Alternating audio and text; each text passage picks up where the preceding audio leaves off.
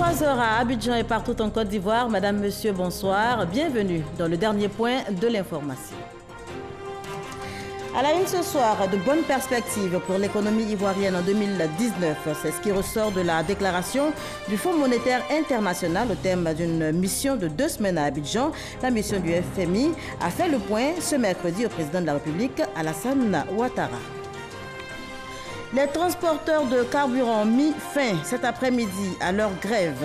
Le mot d'ordre a été levé après les négociations avec le gouvernement. Les stations d'essence devraient être réapprovisionnées sur toute l'étendue du territoire national.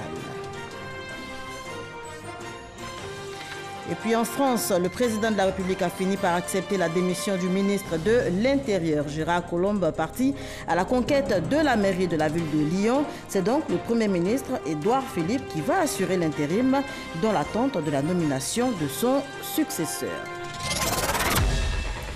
Voilà pour les titres. Je vous le disais tantôt, de bonnes perspectives annoncées pour l'économie ivoirienne en 2019. C'est ce qui ressort de la déclaration du Fonds monétaire international au thème d'une mission de 2 semaines, ici même à Abidjan.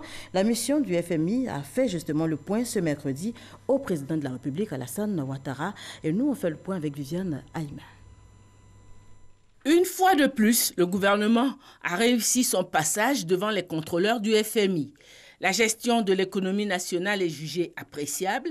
Le niveau de l'inflation, selon les experts du FMI, est maîtrisé et le niveau de l'endettement reste toujours dans de bonnes proportions. Ce sont là les conclusions de la mission du FMI, présente en Côte d'Ivoire depuis le 19 septembre dernier, dans le cadre de la 4e revue du programme économique et financier triennal soutenu par le FMI. La mission conduite par Mme Céline Allard a livré les résultats de son audit ce mercredi 3 octobre au président de la République Alassane Ouattara au palais présidentiel. En dépit des chocs exogènes et endogènes, l'économie ivoirienne a montré sa résilience et de bonnes perspectives économiques sont prévues pour 2018 et 2019. L'inflation devrait rester bien en dessous de la norme de 3% de l'UMOA. Les performances réalisées dans le cadre du programme appuyé par le FMI ont été solides au cours du premier semestre 2018. Tous les critères de performance et repères indicatifs pour fin juin ont été atteints. Des repères structurels sur la gestion de la dette publique, le suivi des entreprises publiques et de politique fiscale et d'administration budgétaire ont également été mis en œuvre. Le déficit budgétaire devrait ainsi être en ligne avec les objectifs du programme, avec un faible manque à gagner sur les recettes, compensé notamment par une légère révision à la baisse des investissements publics. Notre mission et les autorités ivoiriennes se sont également accordées sur des mesures de politique budgétaire pour 2019 en vue d'atteindre les principaux objectifs du programme. Ces mesures devraient permettre au déficit budgétaire de converger vers la norme du déficit régional de l'UMOA de 3% du PIB en 2019. Enfin, notre mission et les autorités se sont également accordées sur la nécessité de préserver la viabilité de la dette tout en créant l'espace nécessaire pour financer le programme national de développement 2016-2020. Et de l'avis de la mission du FMI, les perspectives pour l'économie nationale sont bonnes pour l'année 2019. On poursuit en images, toujours avec la mission du FMI, avec à sa tête Daouda Sambène. Cette mission a eu une séance de travail avec le Premier ministre Amadou Gon Coulibaly et des membres du gouvernement. Les échanges ont porté sur le cadrage macroéconomique et budgétaire, sur l'équilibre financier dans le secteur de l'énergie et la mobilisation des ressources pour maintenir la dynamique de croissance du pays. Notez également que cette séance de travail a permis à la délégation du FMI de faire le point de sa 4e mission d'évaluation en Côte d'Ivoire. Le ministre de l'Agriculture et du Développement rural était récemment à Paris, en France, pour prendre part à la journée du cacao. Et bien à l'occasion, Mamadou Sangafoa a plaidé pour une meilleure rémunération des producteurs de cacao, toute chose qui, selon lui, passe par l'équilibre dans la chaîne des valeurs. Adama Kone.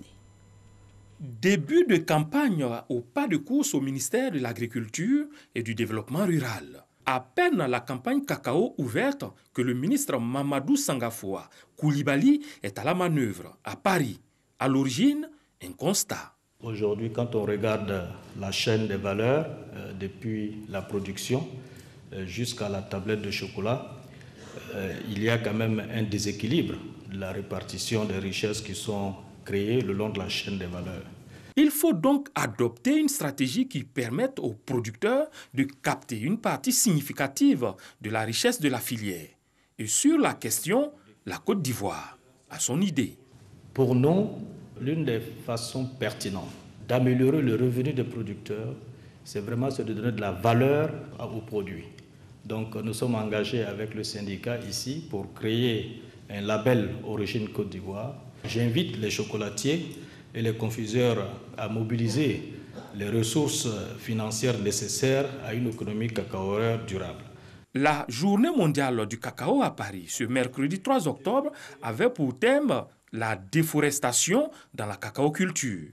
Le ministre Sangafoua Coulibaly a rappelé à l'occasion, entre autres, l'engagement pris par le chef de l'État, Alassane Ouattara, de pratiquer une agriculture zéro déforestation, ainsi que le concept agriculture amie de la forêt.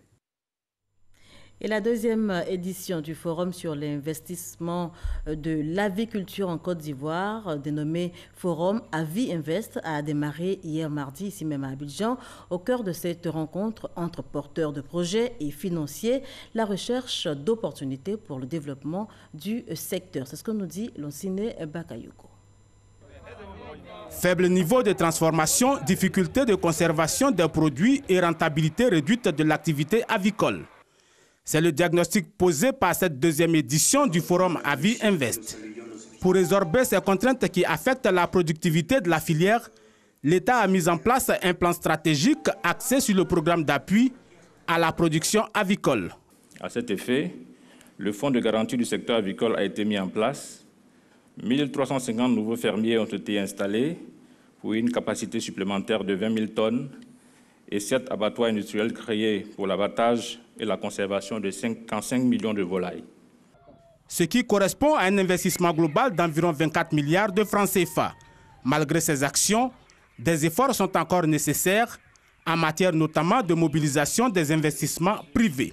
En 2016, par exemple, les crédits bancaires alloués aux aviculteurs ne représentaient que 6,5%. De toute évidence, une telle rencontre nous rapproche davantage de nos partenaires financiers qui sont indispensables à la réalisation de nos objectifs. La filière avicole détient en effet un formidable pouvoir d'entraînement sur le développement de nombreuses autres filières agricoles, telles que le maïs et le soja. L'enjeu ici, favoriser l'émergence de champions nationaux. La promotion des champions nationaux est un axe important du programme du gouvernement et la filière avicole ivoirienne est un secteur qui peut largement contribuer à l'émergence de champions ivoiriens qui pourront développer des activités industrielles de grande taille. De 17 000 en 2012, la filière avicole ivoirienne pèse aujourd'hui 50 000 tonnes de viande. Le chiffre d'affaires actualisé, lui, s'élève à 250 milliards de francs CFA pour un bassin d'emploi estimé à 120 000. Je vous le disais en titre, les transporteurs de carburant ont mis fin cet après-midi à leur grève. Le mot d'ordre a été levé après des négociations donc avec le gouvernement et les stations d'essence devraient être réapprovisionnées sur toute l'étendue du territoire national. On en parle tout de suite avec Nadia Edja et Jean-Jacques Kwame Ala. Longue file d'attente ce mercredi devant les stations de carburant. Ce n'est pas lié à une pénurie d'essence. La raison, une grève des chauffeurs de transport de carburant chargés d'approvisionner les stations d'essence. Une situation qui a entraîné des pénuries de carburant dans de nombreuses stations au grand désarroi des automobilistes. Je viens de faire pratiquement 5 stations. Bon, vraiment c'est déplorable, mais moi j'ai fait plus de 6 stations depuis le plateau. Jusqu'à ce que je suis arrivé à Vidi ici. Là, je puis avec carburant après 1 heure du temps. Dans le but de trouver un compromis, une rencontre a été organisée entre les conducteurs des citernes de Côte d'Ivoire, le groupement des pétroliers et le ministère des Transports. Au sortir de cette rencontre, fin de la grève. Les entreprises de transport estiment que ces nouvelles mesures leur font subir d'énormes préjudices financiers du fait des écarts récurrents enregistrés entre les volumes d'empotage et de dépotage des hydrocarbures transportés. Après les échanges fructueux avec le ministère des Transports, en présence du groupement des pétroliers, l'ensemble des acteurs de la filière du transport d'hydrocarbures présentent ses excuses aux populations et au gouvernement pour les désagréments causés par leur mouvement. L'ensemble des acteurs de la filière du transport d'hydrocarbures invitent par conséquent tous les membres de leurs associations respectives à reprendre immédiatement le travail afin d'inviter toute pénurie de carburant dans le pays. Suite à cette médiation, donc, le GPV prend l'engagement de reprendre les activités d'approvisionnement dès ce soir au niveau des dépôts, de façon exceptionnelle. Donc, cette nuit même, les camions vont charger afin que les points de vente et autres clients puissent être approvisionnés au plus tard très tôt demain matin. Avec cette levée de grève, les différentes stations-service pourront être fonctionnelles en moyenne par jour. Entre 10 et 120 camions de citernes sont fournis par la Société de gestion des stocks pétroliers de Côte d'Ivoire. Voilà, bonne nouvelle donc pour tous les usagers. Et pour épargner la santé des Ivoiriens, le ministère de l'Environnement, du Développement durable veille à ce qu'il soit servi aux Ivoiriens du carburant de qualité, une feuille de route pour la réduction du soufre dans le carburant ivoirien est justement en voie d'être élaborée. Et c'est avec Grace Kando qu'on en parle. Les pays de la CEDEAO veulent réduire le soufre dans le carburant d'ici à 2020. Le soufre est un produit chimique contenu dans le gasoil et qui a des effets nocifs sur la santé et l'environnement. La norme exigée est de 50 parts par million au lieu de 3500 parts par million. Pour atteindre cet objectif, une rencontre entre des experts ivoiriens de la question s'est tenue en vue d'élaborer une feuille de route et un document de plaidoyer pour la réduction du soufre dans les carburants. C'est la mise en place de la stratégie nationale de réduction du soufre dans les carburants. Cette stratégie repose sur 3 axes. Le premier axe, c'est la sensibilisation de tous les acteurs. Le second axe, c'est la technologie à mettre en place pour aller à un carburant propre. Et enfin, le dernier axe, c'est les problèmes financiers qu'il faudrait rechercher pour équiper notre raffinerie pour qu'elle produise un carburant dit propre. L'atelier va permettre d'identifier les problèmes et les solutions à apporter. À un moment donné, ça a été le cas pour l'essence. On a réussi à résoudre le problème de l'essence. Aujourd'hui que le problème se pose au niveau du gasoil, prendre le problème à bras le corps et de le résoudre. Les raffineries sont aussi concernées. Elles ont entre 3 et 4 ans pour se conformer à cette décision. En ce qui concerne la Côte d'Ivoire, l'État doit décaisser entre 250 et 300 milliards d'ici à 2025 pour avoir une raffinerie qui répond aux normes. Et sachez que la police d'Anyama a mis la main sur 2 agents d'une station d'essence qui voulaient garder la recette par devers eux, cela en simulant un braquage, mais leur histoire était fort mal ficelée. Ils sont donc actuellement aux mains de la justice. Un simulacre de braquage d'une station d'essence déjoué par le commissariat de police d'Anyama. Mercredi 26 septembre, il est 8 heures. 2 responsables d'une station d'essence se font passer pour des victimes d'un braquage qui porte sur plus de 5 millions de francs CFA.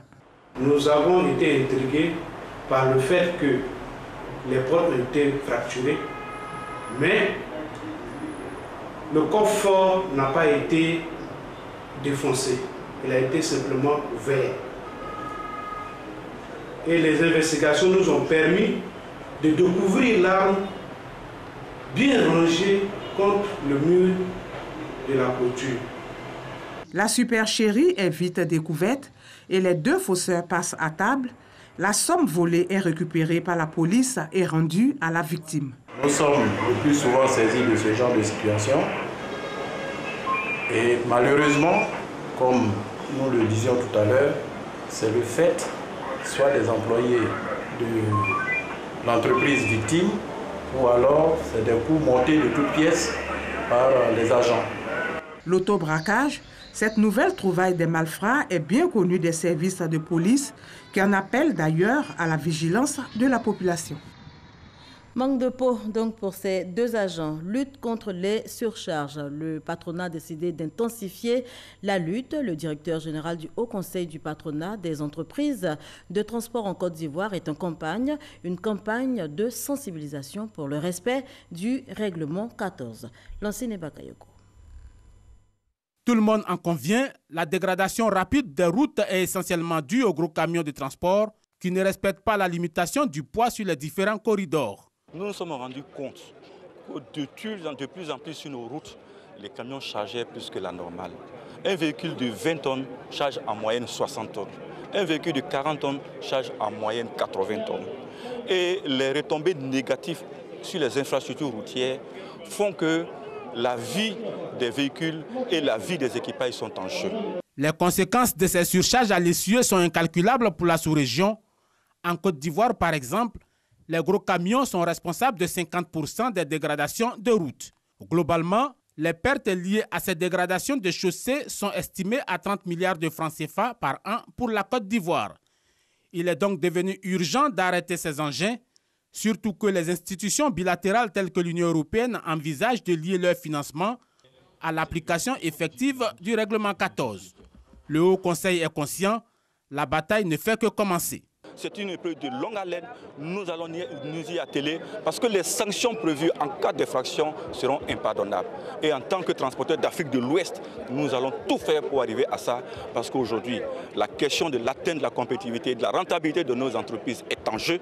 Bonne nouvelle, de nombreux conducteurs qui ressentent de plus en plus les effets néfastes du dépassement du poids réglementaire se disent disposés à appliquer le dispositif. Nous-mêmes, les chauffeurs, on est fatigués.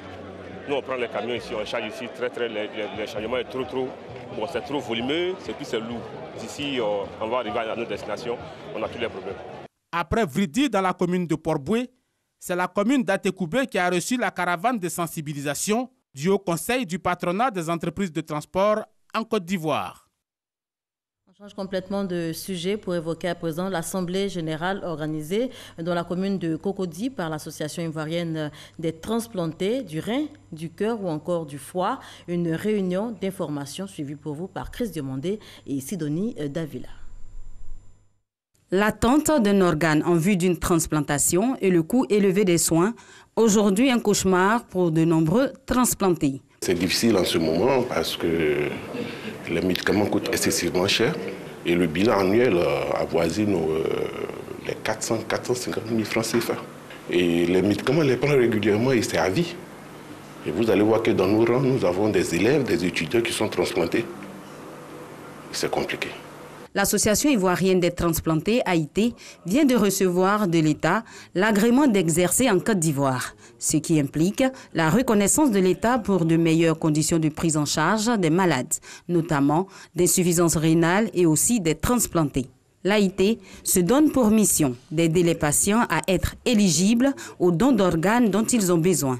Nous nous rassemblons ici pour permettre à tous les transplantés d'avoir toutes les informations nécessaires et aussi informer la population que la transplantation s'est faite en Côte d'Ivoire et qu'il y a une association qui permet aussi le suivi. Les gens considèrent la maladie rénale comme une fatalité.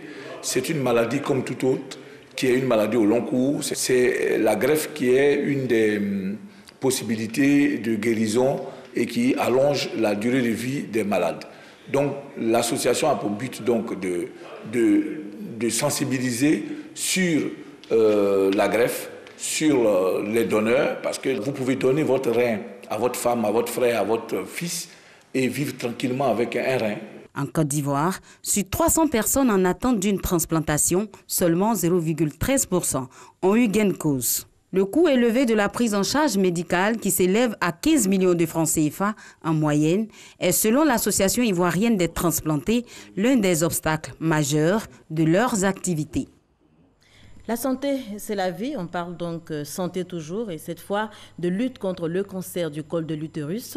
L'ONG Sœurs d'Afrique a décidé de mener le combat contre cette maladie qui sévit sous nos tropiques. Une opération de dépistage gratuit a été donc organisée au CHU de Yopougon. Action à l'endroit des couches défavorisées, c'est ce que nous rapporte Herman Niamia. Les chiffres sont parlants. Sur 1601 nouveaux cas de cancer du col de l'utérus détectés chaque année en Côte d'Ivoire, on observe un taux de décès de 80% lors de la première année de diagnostic. Le pic de diagnostic de la maladie se situe à 45 ans. L'ONG Sœurs d'Afrique est en campagne de sensibilisation sur les dangers que la population cible court en ne se faisant pas dépister tôt. C'est un mal aujourd'hui qui fait ravage entre nous les femmes, mais on ne sait pas. Et bon, du coup, tu es là, tu as ce mal-là, tu ne sais pas, tu traînes ça des années en années, tu ne sais pas. Et un coup comme ça, tu fais la maladie.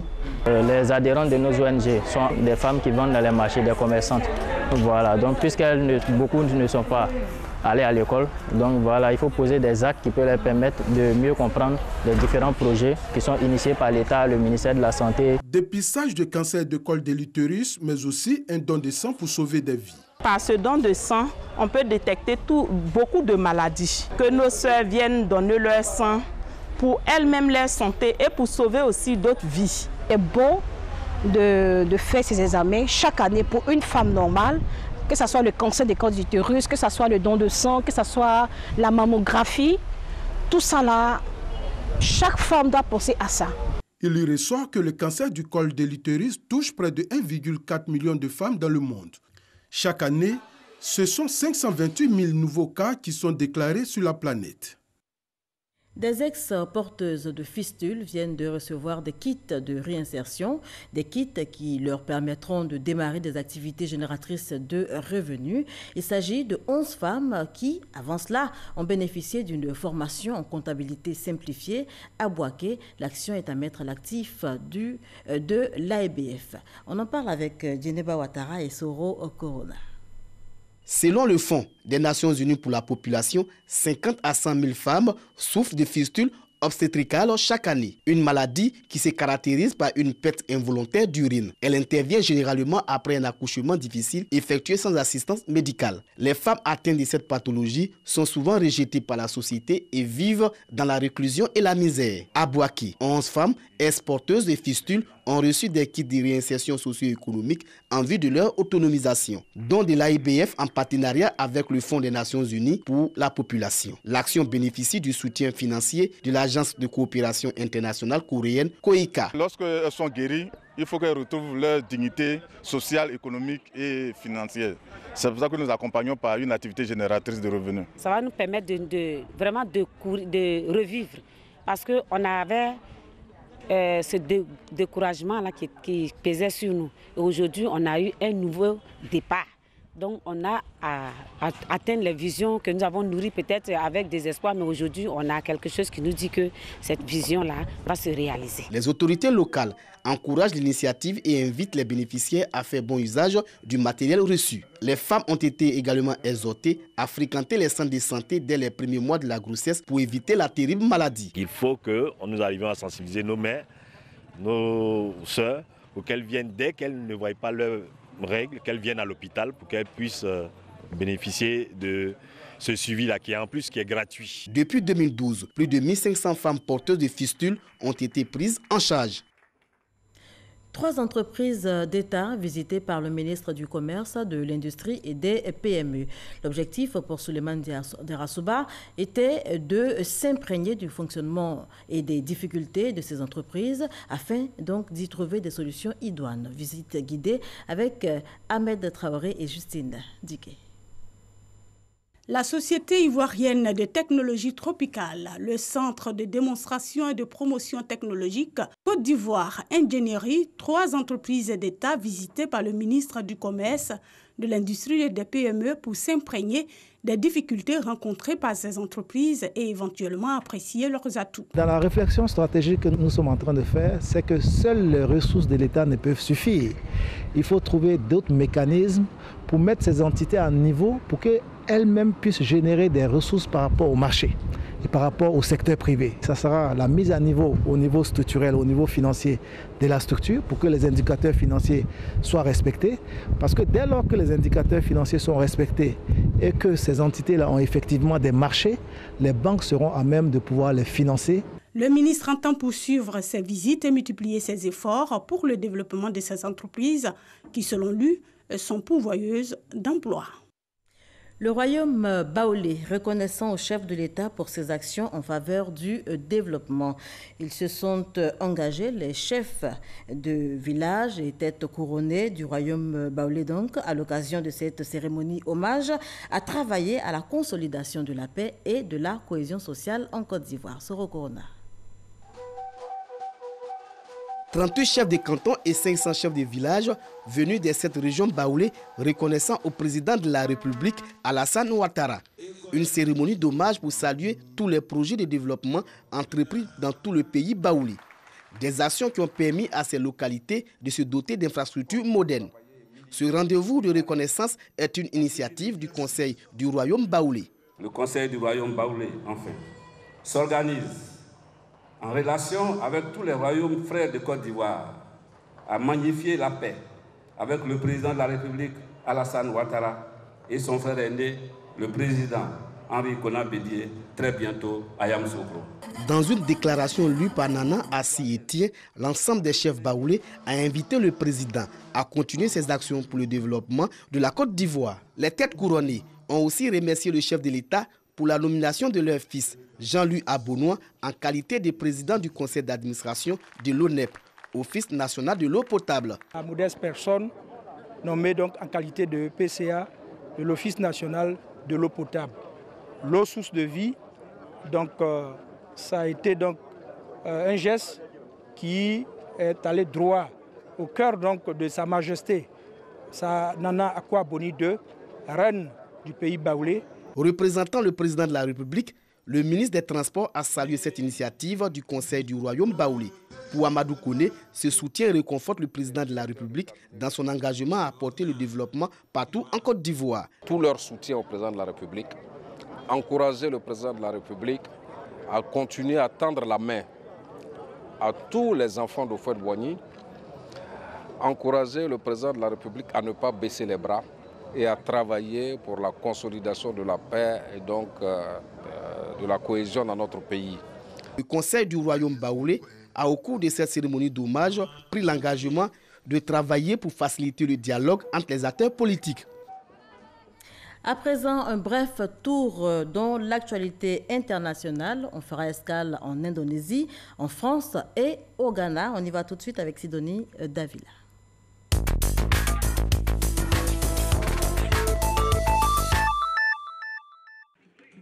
Première étape d'une visite diplomatique et humanitaire en Afrique, l'épouse de Donald Trump est arrivée mardi à Accra. Au programme du séjour de Melania Trump dans la capitale ghanéenne, visite d'établissements de santé pour enfants et d'orphelinat. Après le Ghana, l'ancien top modèle de 48 ans poursuit sa tournée d'une semaine au Malawi, au Kenya et en Égypte. Des pays dans lesquels elle veut mettre l'accent sur les enfants et leur bien-être à travers sa campagne Bibest, soit le meilleur. En France, le ministre de l'Intérieur, Gérard Collomb, a remis sa démission au président de la République lundi. Un départ refusé par Emmanuel Macron qui a fini par l'accepter ce mardi. La passation de pouvoir a eu lieu ce mercredi matin. Dans l'attente de la nomination du successeur du ministre de l'Intérieur, le Premier ministre Édouard Philippe assure l'intérim de Gérard Collomb, candidat à la mairie de Lyon pour les municipales de 2020. Les images diffusées montrent une colonne de fumée en forme de champignon visible plusieurs kilomètres à la ronde. Le volcan Soputan, situé à des milliers de kilomètres de la ville de Palu, est entré en éruption ce mercredi au nord-est de l'île des Célèbes, en Indonésie, crachant un nuage de cendres volcaniques de 4000 mètres de hauteur. Selon les autorités locales, le phénomène ne présente aucun risque pour la population déjà touchée par un séisme et un tsunami la semaine dernière, avec un bilan provisoire de plus de 500 blessés et 1400 morts. Commentaire de Sidonie Davila qui met un terme à ce journal. Merci de l'avoir suivi. On se retrouve demain, même heure.